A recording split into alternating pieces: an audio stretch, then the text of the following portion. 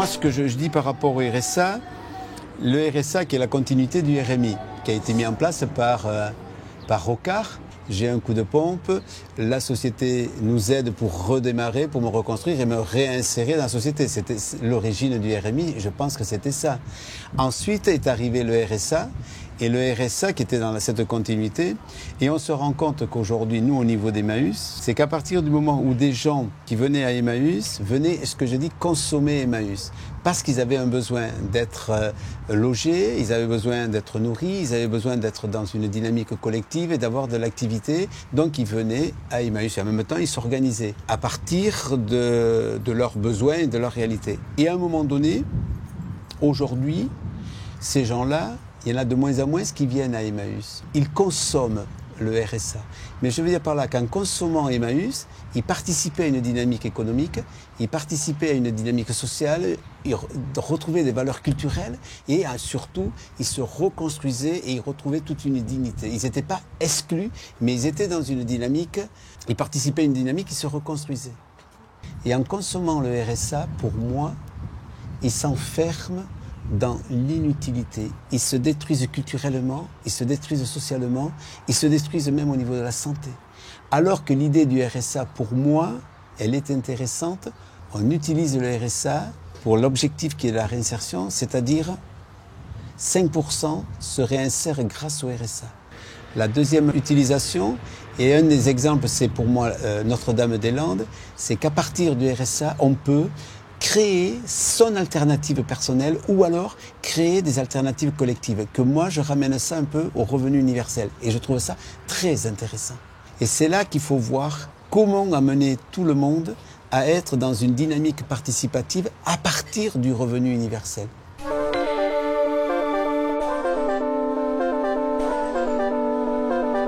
Sur le RMI, RSA, j'ai un point de vue critique parce que lorsque Rocard le met en place, c'est à la place de l'allocation de chômage. Hein. Oui.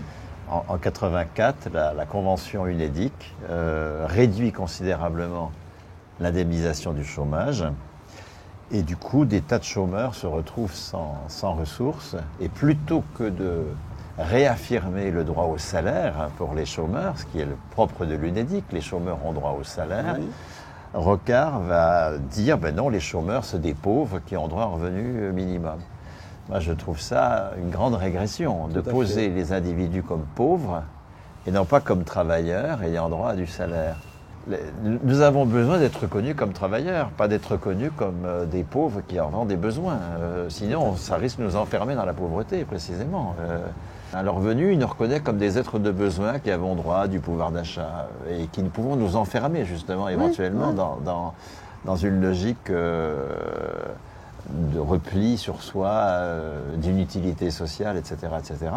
Le droit au salaire, non, il nous pose comme travailleurs, mais ça suppose...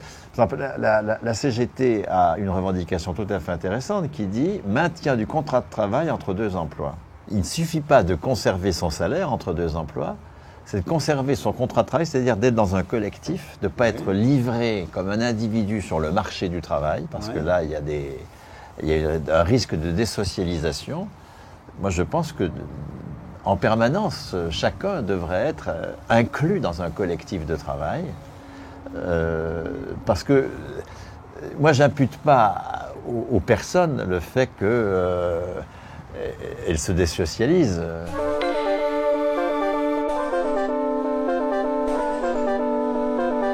Ce que j'aime bien dans ce que tu dis, c'est le collectif. Oui. Et je prends, moi, si je ramène un petit peu à Emmaüs Escarpot, la dynamique collective est une force, autant une force pour l'individu, mais en même temps, l'individu qui s'inscrit dans le collectif crée une force du collectif. Et ça, pour moi, c'est quelque chose qui est important.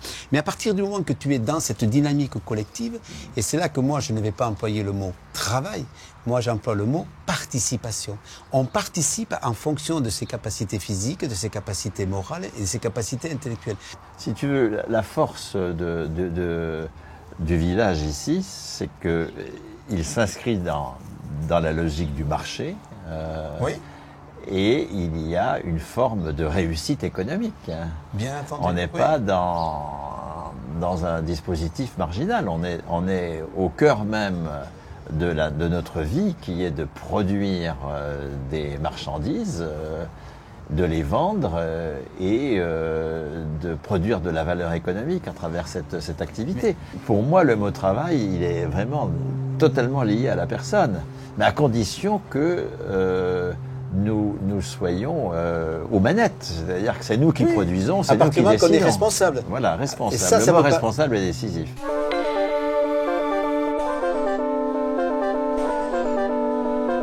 Mais moi, je dis que la personne, et tu viens à Emmaüs, elle vient pour consommer, elle vient se mettre à l'abri, elle vient parce qu'elle a un besoin.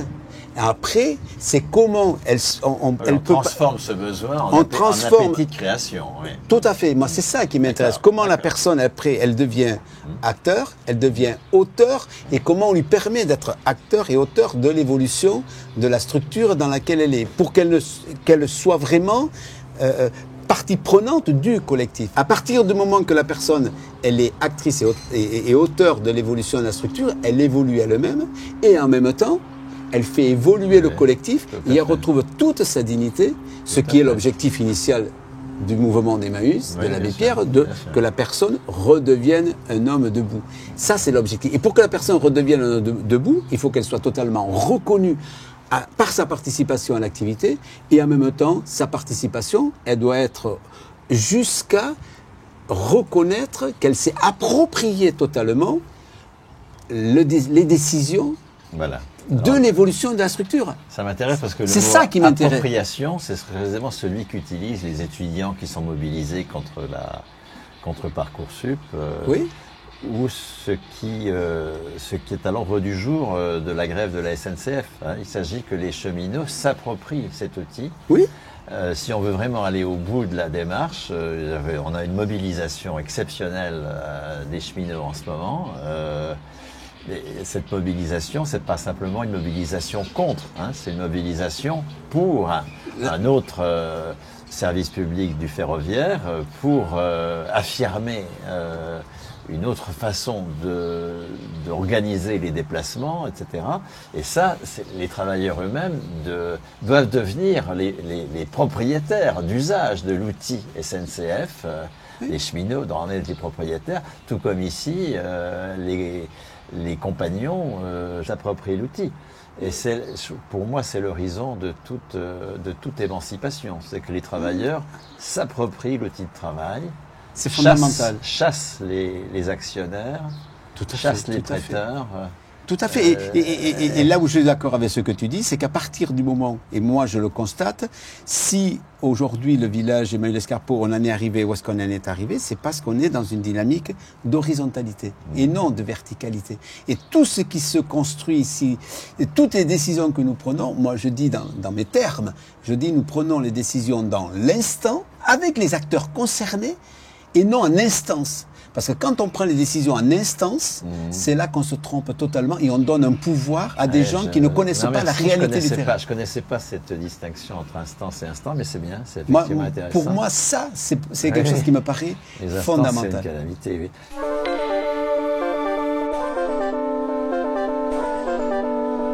Encore une fois, ce qui est à l'ordre du jour ici, c'est à l'ordre du jour maintenant dans tous les lieux de travail. Oui. Dans tous les lieux de travail, il s'agit que les travailleurs soient aux manettes. Il n'y a pas d'autre solution pour sortir de l'impasse dans laquelle le capitalisme nous met, l'impasse écologique, anthropologique, territoriale, tout ça. Les travailleurs sont plutôt actuellement conscients d'une indignité, de ne pas être capable. Mais on n'est pas capable de décider, on n'est pas capable de diriger. Il s'agit de construire, au contraire, cette dignité au sens où l'abbé Pierre l'utilisait peut-être, enfin au sens où nous sommes capables de diriger, nous sommes capables de décider, nous sommes capables d'être propriétaires d'usage de l'outil, nous sommes capables de choisir les fournisseurs, de choisir les marchés que nous allons explorer, la façon dont nous allons travailler. Je trouve très intéressant justement ce que tu dis, et nous au niveau du village Emmaüs Lescarpeau, à notre niveau qui est un niveau très très très modeste, c'est quand je vois justement comment des compagnons, comment des membres du village s'approprient leurs responsabilités, s'approprient leur engagement, justement pour faire évoluer le collectif. Et ça, c'est très fort. Ça, ce que tu dis là, c'est une solution d'avenir. C'est-à-dire que le collectif de travailleurs est propriétaire d'usage de l'outil. Tout à fait, c'est ça. Mais il n'est pas propriétaire patrimonial, c'est-à-dire qu'il n'y a pas les emmerdements de la propriété patrimoniale.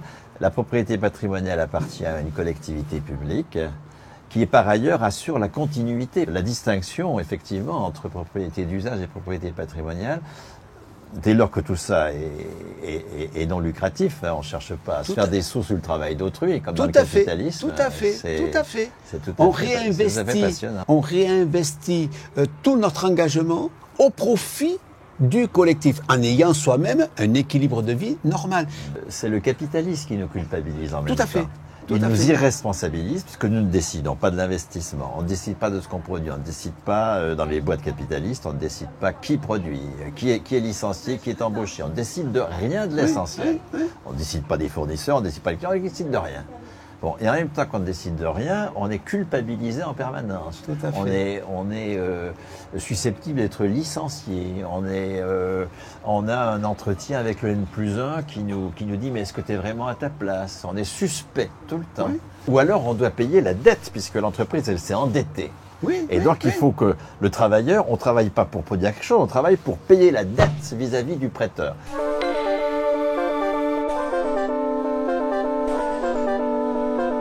Le capitalisme, c'est un mode de production qui donc nous déresponsabilise sur l'essentiel. S'agissant du travail, on est déresponsabilisé, mais qui en même temps nous suspecte, nous culpabilise. Oui. Contre cela, il s'agit de proclamer que nous sommes tous responsables de la production et que nous devons être, en tant que personne, en permanence confirmés dans cette responsabilité. Et confirmés par un salaire attribué à notre personne. Non pas un revenu de base. Moi, je suis absolument contre le revenu de base. Poser quelqu'un en dehors du salaire, si on appelle salaire la reconnaissance monétaire de la contribution à la production de valeur, c'est poser que des personnes ne sont pas contributives, ne sont pas appelées à l'être, ne sont pas en responsabilité de l'être, ne sont pas en capacité de l'être. Or, il s'agit de poser que toute personne est en capacité et en responsabilité de produire de la valeur économique. Oui, mais c'est le cas, si tu veux, de ce que nous vivons ici. Tout le monde participe. Ça fait toute notre force à nous, ça nous a permis d'évoluer comme on a évolué aujourd'hui. Donc oui, c'est possible. Oui, c'est possible. Ah non, et en plus, la démonstration du possible est décisive parce qu'il y a un tel fatalisme aujourd'hui. Il y a à la fois de l'exaspération. Tout à fait. La conscience que le capitalisme nous met dans le mur et en même temps une forme de fatalisme. Et donc montrer les réussites, c'est absolument décisif. Là, il faut aussi que la démonstration réussie au village Emmaüs devienne vérifiée également dans les grandes entreprises. Il faut que ou dans les grands services publics. Il faut absolument que les fonctionnaires s'emparent des services publics. Il faut désétatiser les services publics. Il faut s'agir que les fonctionnaires eux-mêmes s'emparent des services publics, que les travailleurs des entreprises s'emparent des entreprises.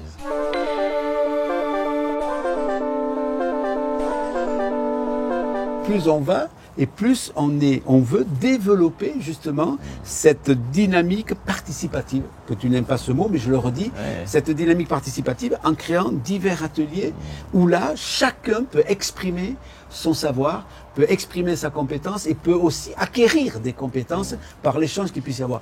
C'est ça qui me paraît important et en même temps, chacun peut, en fonction de son désir, peut participer aux décisions d'évolution du village. Voilà. Et c'est ça, pour moi, qu'il faut qu'on fasse. Et c'est ça, pour moi, contrecarrer ce système capitaliste qui dévalorise la personne et qui est le message, tout simplement, d'Abbé Pierre, remettre un homme debout à partir du moment qu'il est acteur de A à Z. Voilà. C'est ça, pour moi, le fondement de notre village aujourd'hui que l'on veut mettre en place et qu'on veut développer avec notre petite utopie. C'est-à-dire d'oser risquer l'utopie avec et pour l'homme.